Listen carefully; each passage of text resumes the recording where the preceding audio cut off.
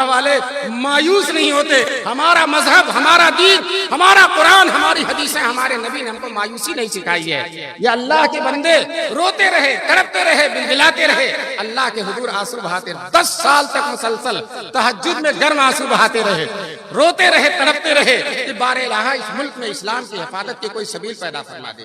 دوستو ٹھیک 10 سال کے بعد اس وقت کے جتنے بڑے بڑے علماء تھے، اولیاء اللہ تھے، سب کے دلوں میں اجتماعی الہام ہوا.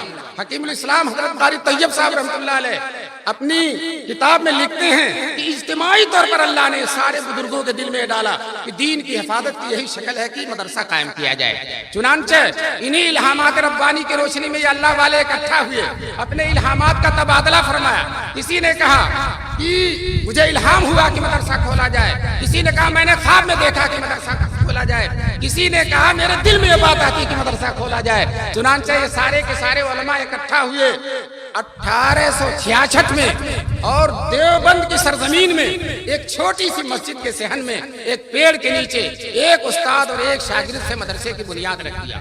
دوستو مدرسے کو شروع کر دیا. رجب محرم 15 محرم میں مدرسہ قائم ہوتا، ایک استاد اور ایک شاگرد سے، اور رمضان کے آتے آتے دورے تک کی تعلیم ہو گئی. اور صرف دیوبند، مظفر نگر، میرٹھ، سہارنپور کے نہیں، سمرقند و بخارا کے طلبہ آ گئے، اور بڑی شان کے ساتھ جو ہے مدرسے کی جو ہے اٹھان ہوئی اور مدرسہ چلتا رہا. جب طلبہ کی تعداد زیادہ ہوئی تو یہ ہوا کہ مدرسے کو اور بڑھایا جائے، اس کی بنیاد رکھی جائے. حاجی عابد حسین صاحب ایک نیک آدمی تھے، لیکن بصیرت وہ نہیں تھی جو حضرت نانوتوی کی تھی. انہوں نے کہا جامع مسجد کے حجرے میں مدرسہ کھول دیا جائے. حضرت نانوتوی نے فرمایا طلبہ ذرا آزاد ہوتے ہیں. پتا چلا اس وقت بھی طلبہ آزاد ہی ہوتے ہیں، کبھی لوٹا توڑ دیں گے، کبھی مسجد کی ٹوٹی ختم کر دیں گے، اس لیے مدرسہ الگ ہونا چاہیے.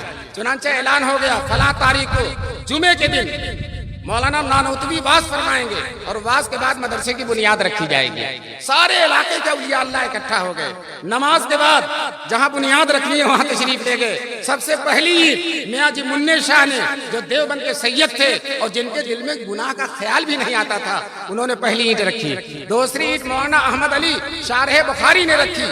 تیسری عید حضرت مولانا قطب عالم مولانا رشید احمد گنگوہی نے رکھی. جو میرے کارواں ہیں، جو اصل ہیں، وہ عاجزی اور انکساری کے پیکر ہیں، وہ پیچھے ہیں. لوگ کہہ رہے ہیں حضرت آپ بھی تو کوئی اینٹ رکھ دیجئے. تو دوستو چوتھی اینٹ حضرت مولانا قاسم نانوتوی رحمۃ اللہ علیہ نے رکھی. اور اینٹ رکھنے کے بعد ان حضرات نے دعا کیا بار الہ وفا کی ہم نے بنیاد آج زیر آسماں رکھ دی، جہاں تھا سنگ در تیرا جبیں اپنی وہاں رکھ دی. دوستو وہ مدرسہ چلتا رہا، بڑھتا رہا. انگریز نے پوری طاقت لگا دیا کہ مدرسے کو ختم کریں.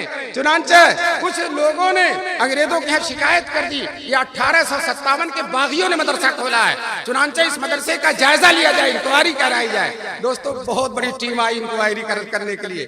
مولانا یعقوب صاحب جو صدر المدرسین تھے، وہ بچوں کو جلالین پڑھا رہے تھے. وہ افسر آ کر ان کے سبق میں بیٹھا اور سبق میں اتنا متاثر ہوا، دل پر اتنا اثر، اس نے رپورٹ لکھی یہ لوگ بڑے اچھے لوگ ہیں، یہ لوگ اچھا ماحول پیدا کرتے ہیں، اچھے افراد تیار کرتے ہیں، اچھی رعایت تیار کرتے ہیں، یہ ملک کے مخلص ہیں، ملک کے خادم ہیں، یہ ملک کے باغی نہیں ہیں. دوستو انگریزوں کے دور میں دارالعلوم کی اسی طرح سے حفاظت ہوئی جیسا کہ فرعون کے گھر میں حضرت موسیٰ علیہ السلام کی حفاظت ہوئی.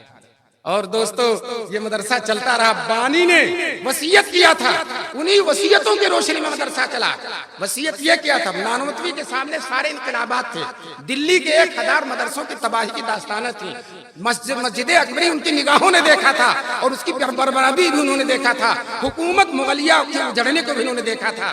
تو حضرت نے دیکھا پہلے مدرسہ کوئی نواب چلاتے تھے، کوئی رئیس چلاتے تھے، کوئی جاگیردار چلاتا تھا، کوئی وزیر چلاتا تھا، اور پورے مدرسے کا خرچ دیتا تھا، تعمیر بھی وہی کرتا تھا، استادوں کی تنخواہ بھی وہی دیتا تھا، طلبہ کا خرچ بھی وہی دیتا تھا.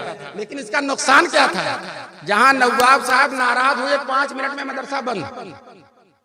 ناراض ہو گئے نواب صاحب، کمروں میں تالا لگا دیا، اساتذہ کو کہہ دیا تنخواہ نہیں دیں گے، طلبہ سے کہہ دیا جاؤ کھانا وانا نہیں ملے گا، مدرسہ بند ہو گیا. 5 منٹ میں مدرسہ بند ہو جاتا تھا.